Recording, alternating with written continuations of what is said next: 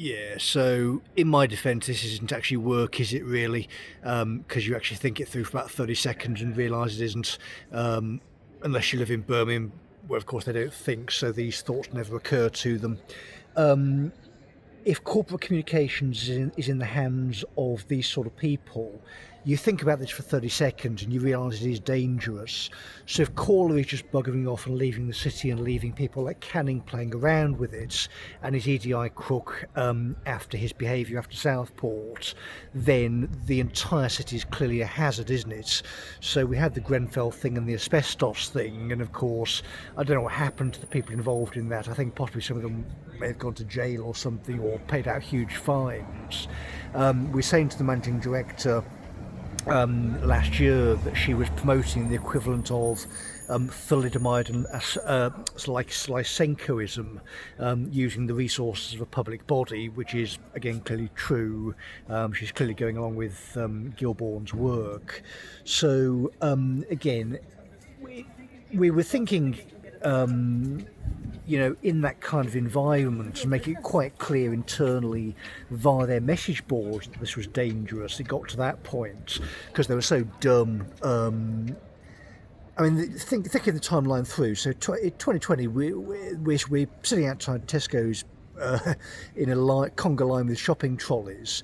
You're expecting someone from the army to sort of pop out of somewhere and decide you're quite large and perhaps you'd be like to engage in whatever war is apparently we're currently involved in.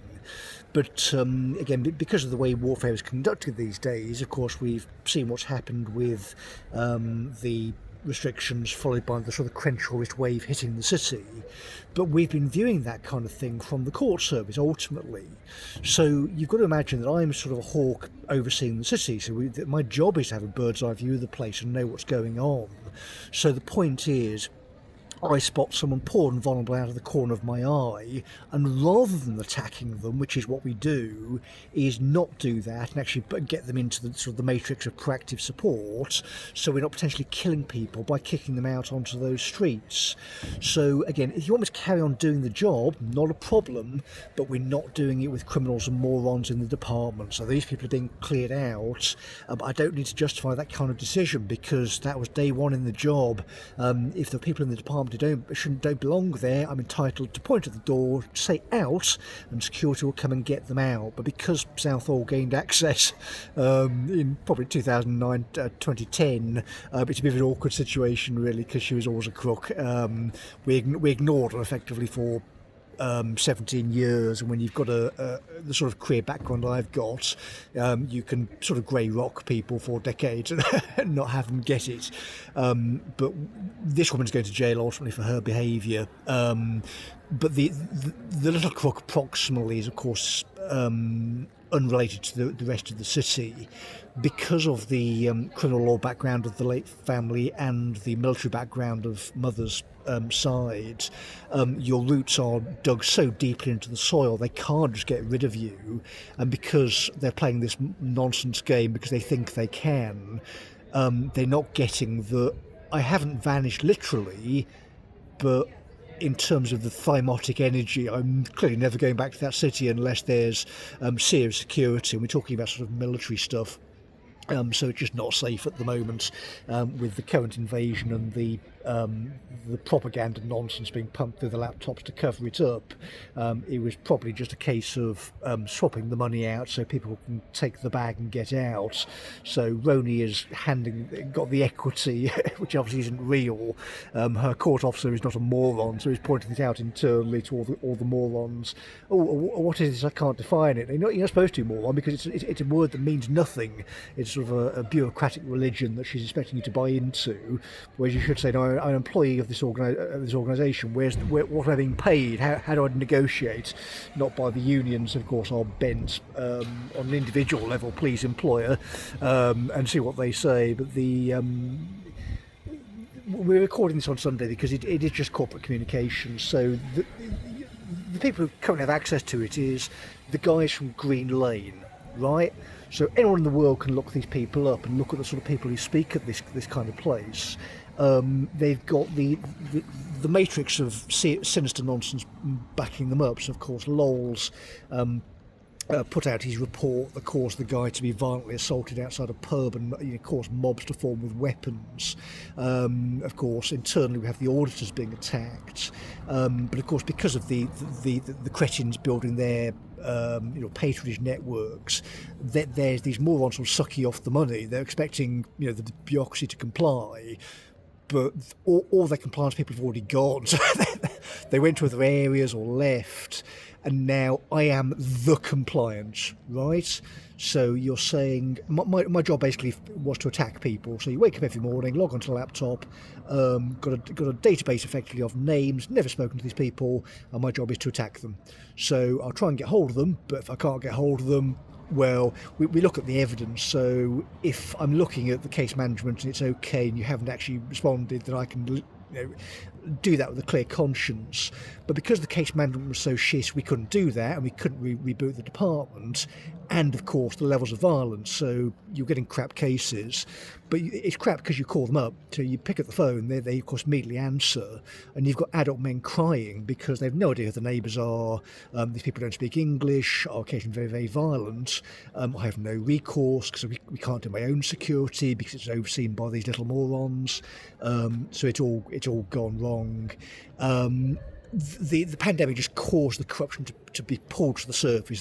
So the organisation has been these kind of buildings given this air of legitimacy, but when the technology truncated it, so pulled it together like a sort of concertina, and everyone's consciousness was sort of floating in the text-based universe, we could catch these crooks very, very easily. So proximal ones like Jones got caught straight away, couldn't respond to anything, just sort of sat there collecting money for 5 years, while the most senior lawyers probably tried to speak with them and were saying, who is this guy, because she had no idea. But it was run on that kind of basis. So if you imagine it's sort of like it's on a public battery on the outside, but internally it's sort of a gang culture. The housing is run on sort of on the wider scale, of course, it's just a patronage network. Locally, it's left to sort of corrupt crime families to enrich themselves, this kind of thing. Various spibs sort of sucking off the money and this kind of stuff in procurement deals, this kind of nonsense. But the gag is, they're going to have to get into an ethical discussion that's going to have to be mediated by the British legal profession, and they would have to claim that the McGraths are running Birmingham's housing stock unethically. Good luck. You've got character witnesses up the wazoo. I worked for the city for 17 years. The family background, of course, is extensive within the city. I'm not even going to labour that point. But it's just that we've set up effectively the equivalent of a sort of thymotic bomb, if you will. The Irish don't sort of blow buildings up anymore in that city. We just sort of tear people apart via our mouths because it's just easier these days. So the managing director is quite clearly just hiding at this point. There should be a police liaison between me and Edinburgh and Birmingham. That can only logically be being refused because of her. So Carol Cully picked up my letter for action, so she's definitely had it. It's quite clear. I told her quite clearly we'll be going down to Sutton Police Station regarding this kind of stuff. Sutton Police have intervened, shall we say. And we're now here, and we're not going to be returning until this is resolved for obvious reasons. So it's either she responds at some point, or someone forces her to respond, or Henry Bolton gets the easiest defence secretary job in the world. I have no enforcement. If you want to police the organisation, you've got the easiest case in the world. Because if you don't do it, it's going to be the army.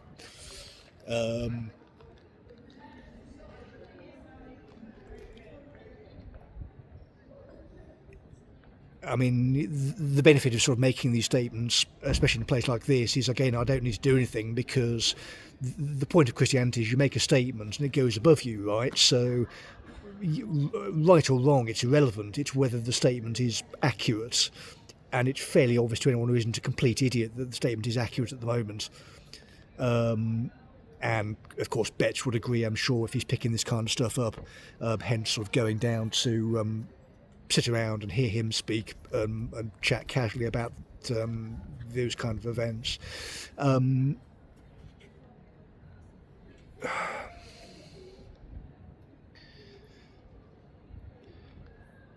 but it's just when the chain gets picked up, so you need someone intelligent enough to analyse it. But it's when you get the concept of the postmodernist of landscape into the general lexicon.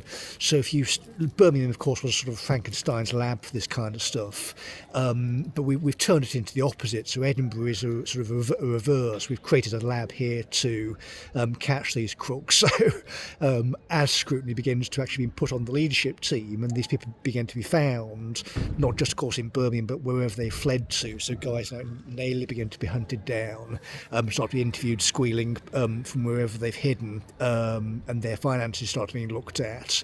Guys like Kotkin, I'm sure, would actually be interested in looking at their archives, digital forensics, this kind of stuff. The Soviet archives, of course, physically you could get into with Birmingham's their servers. So I want a team going in with IT forensics, pulling that stuff off, going through it, and obviously interviewing the humans under caution, so a modern version of that. We're all set up to do it. They can't stop us at this point. It's just hubris at this point. They're not complying. But because it works in reverse, and when these people start going to jail, they all start squawking. So people like Hallard start being interviewed under caution. I think Lindsay was bang on the money. They'll start throwing each other under the bus faster than you've seen. I reckon Bishop was paid off to stay silent, this kind of stuff. I'm sure he wants to get away with that from that nonsense as well. I certainly do. But it's a public body, so this sort of hidey stuff from the British state doesn't work anymore. And that's what Corby gave us, right? So you speak to John Holbrook in a rushed conversation and just leg it out of there, basically, not following his advice. But his position was, well, we're in a public body, so this is clearly not appropriate, is it? So he had a legal defence under whistleblowing rules, and that should have been made at court. But they said, well, he went to the press, so we sacked him anyway. And the position is, you see, the leadership team should have been promptly removed for letting that carry on. Corby was brave enough to do something about it, but he was not a political theory guy, so he was a bit too gung-ho and didn't do the backing. But because in Birmingham we were sort of more sophisticated, we'd put reams of stuff into the lawyers, so years, tree trunks full of stuff for them to investigate. They left it in the hands of one crook. Now that's not sort of letting people know that an advocacy service has been corrupted. That's city-wide corruption, right? You're bunging that into the most senior lawyers in the city. They're behaving badly still, right? You think about the implications in terms of legal compliance, insurance, everything. That's the current position. So the City of Birmingham's current position is I'm supposed to deal with them without any kind of legal representation in Scotland, considering I was homeless for a lot of the intervening period with a piece of shrapnel. I'm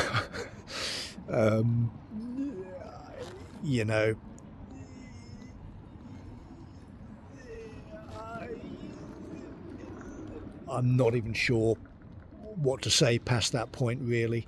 So we're now on Sunday. I did say I wouldn't sit down to record anything on Sunday, but it's not work at this point. It's pointing out the obvious for people stuck there, so you can make the correct inference. If you have assets, looking at this and thinking, well, this is probably unsalvageable, you're correct. So perhaps you may want to evacuate the place and get out. But if you are in Birmingham, we'll give them a further ultimatum then. So upload this past midnight when we send the further witness statements off to Birmingham.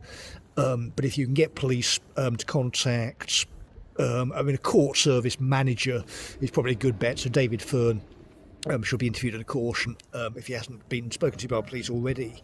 But if not, you can track down certainly people like Joanne Roney, or speak to the current head of the council, which I haven't actually looked recently because I've been doing other stuff. But I think it's the Lib Dem leader, and perhaps ask why his sort of tank-sized court officers have fucked off and have told him that it's impossible to do compliance in the city legally. So I couldn't do anything I wanted to. and on an ethical sense, it's now completely impossible. There's absolutely no way you can make ethical decisions when you haven't got the team to back it up. He can either provide that, or he can explain why probably a high volume of the possession orders, just based on simple maths put through from end of November till now, are probably going to be seriously legal non-compliance. And Shelter have already been suggested they may want to have a look at, do what they do anyway, which is throw the judicial reviews around to get a look at records and start overseeing the place. Because we're not having the sort of morons pretending to be running it, to siphon off money for themselves and their friends. There needs to be a departmental shake-up, new director, because Savile is a corrupt moron. Should have gone along with Bishop. But it's one of these things, again, past for many organisations after COVID, we had people who shouldn't be in organisations needed to be cleared out. But because we're a public body and because of the nature of the job, you need a sort of bunker buster to get the termites out of the place. But we've got that set up now. There's nothing they can do about it at this point. My material needs are met by water, meat, paying the rent, counter tax, and trying to get my assets moved out. And doing whatever I want, frankly, which is probably at the moment looking to go into track, which would end up spending the rest of my life prosecuting these people. Sounds like a good way to spend my days once I'm suitably less angry and can sit down in front of a computer and simply type things without thinking about aggression and security and that kind of thing. But yes, it's Sunday, so I'm not going to think about that anymore. We'll send this off to midnight then, so again we'll be responsible for the recordings. Time is now 10 to 10 on a Sunday. If you're listening to this past, we'll give it till midday on Monday. And I haven't uploaded anything to this thing. I just want police assistance, basically. It would have to be Sutton Police or West Midlands Police intermediary. We've spoken to the police in Scotland, and their professional standards are absolutely worthless. But it's a Birmingham policing matter regardless. So just any intermediary you can locate, please.